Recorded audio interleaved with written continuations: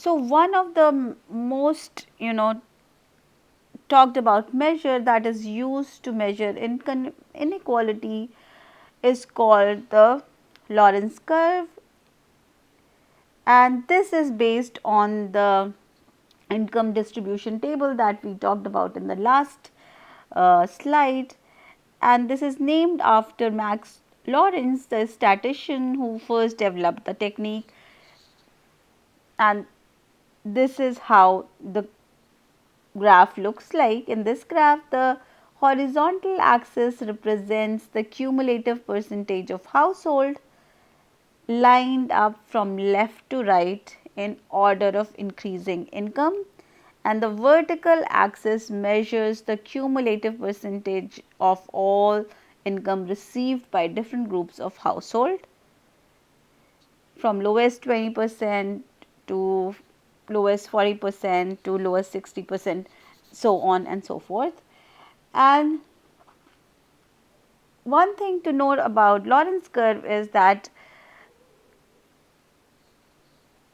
the closer the Lorenz curve is to the 45-degree line of absolute equality. So, the black line in this graph is the line of absolute equality, and the closer the Lorenz curve given by the blue line is to that line of absolute inequality, the lower the degree of economic inequality. And we can derive this graph very easily from the table of income distribution that we saw in the last graph. And how do we do that? We can see that in the next slide. And before that, so let's go on and look at the next slide. So we use the data from the table to draw the Lorenz curve as follows. We can cumulate all the households into these percentages, that is the part, that is the x axis in the Lorenz curve, which is the cumulative percentages of all households. So what we are doing is we are just adding all these numbers together to make a cumulative table, where the first part is just 20%, but the second 20% is added to the first 20% to make it 40%. The third 20% is added to 40% to make it 60%, so on and so forth.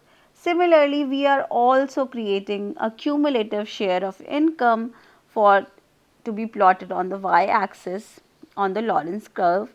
So, how do you create a cumulative shares? And these are also represented by these different points A, B, C, D, E and F on the graph. So, the point A in the graph represents the fact that the poorest 20% of the household receive 3.1% of all income. To obtain point P, we need to calculate the cumulative percentage of income received by the bottom 40% of the household. So, we add the income received by the bottom 20% to the income received by the next 20% or the second 20%. So, we add 3.1 to 8.3 to receive a cumulative share of income for 40% of households as 11.4. For point C, we need to calculate the cumulative percentage of income received by the bottom 60% of the household. So, which is going to be now adding 11.4 to 14.2, and that gives us a cumulative percentage of 25.6. And similarly for point 2D, we have to find the share of income of bottom 80%, and which is found by adding 25.6 to 22.9, and that gives us a cumulative percentage of 48.5%. So essentially, and so on, and this all these points are then plotted on this graph.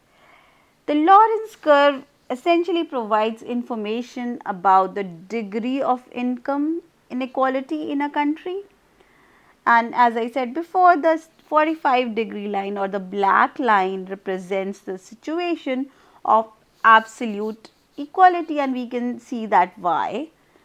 Because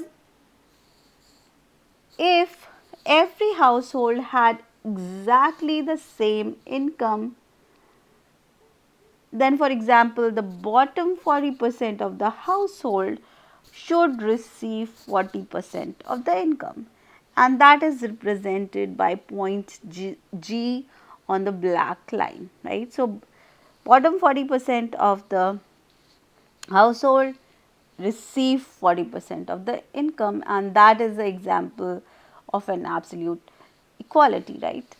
So, that is the black line, which is the line of absolute equality. But as we know, in reality, this equality does not occur really. But from this graph, we can say, or this graph, the Lorenz curve indicates that the closer a country Lorenz curve is to the 45-degree line or the line of equality, the more equal will be its income distribution.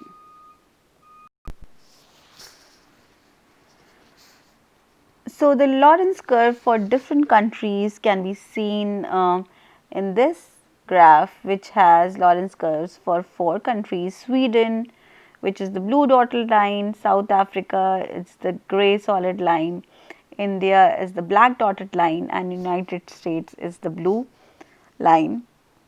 And what we can see from this curve is that income is distributed relatively equally in Sweden, because its Lorenz curve is closest to the 45-degree line of absolute equality.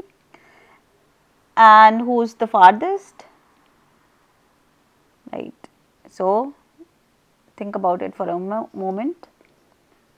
South Africa is one of the most unequal income distributions, and we see that its Lorenz curve goes far from the line of equality, right.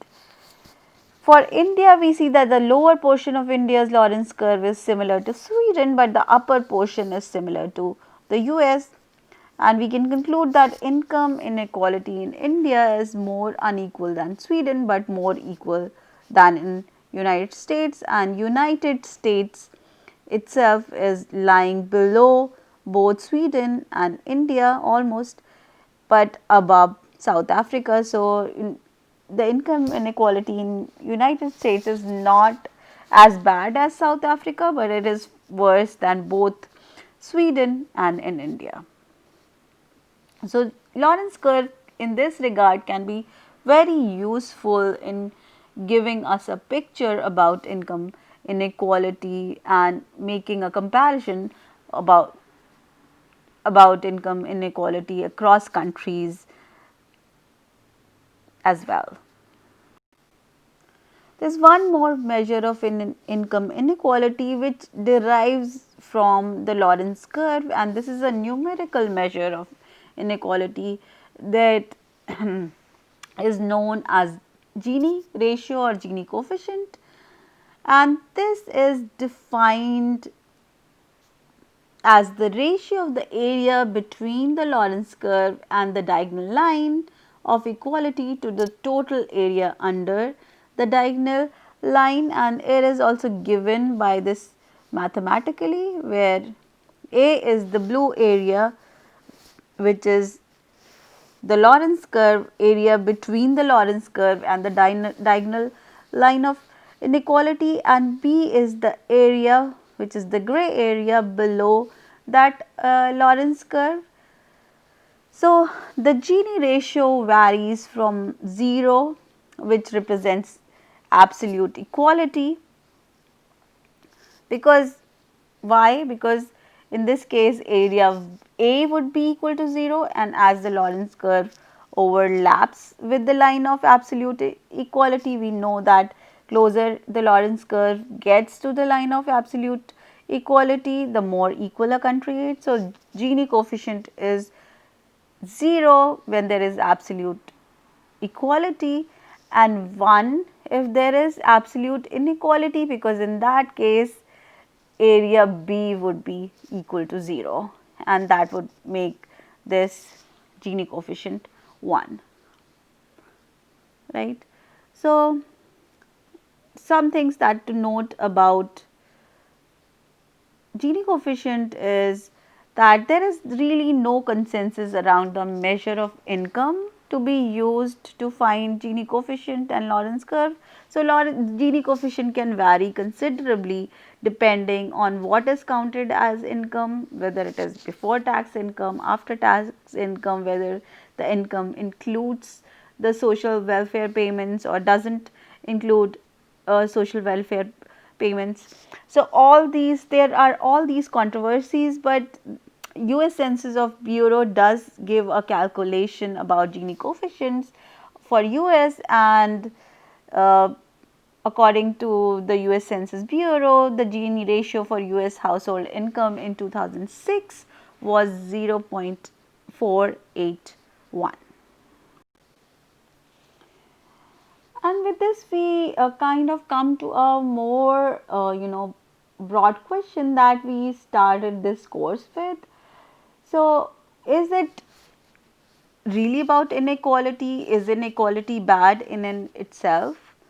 Because economists generally think that some inequality might be good for economic growth because it motivates people to work hard and increase their income, which in and of itself might not be the end goal. And as we talked about in chapter 1, the end if the end goal of any economic activity or processes is to think about well-being, then we need to think about the connection between inequality and well-being, right. And this question is not at all resolved because the link between income and happiness generally is a topic of much debate, and we will watch a small video to further think about this connection and whether what kind of inequality is really bad for the well-being of humans.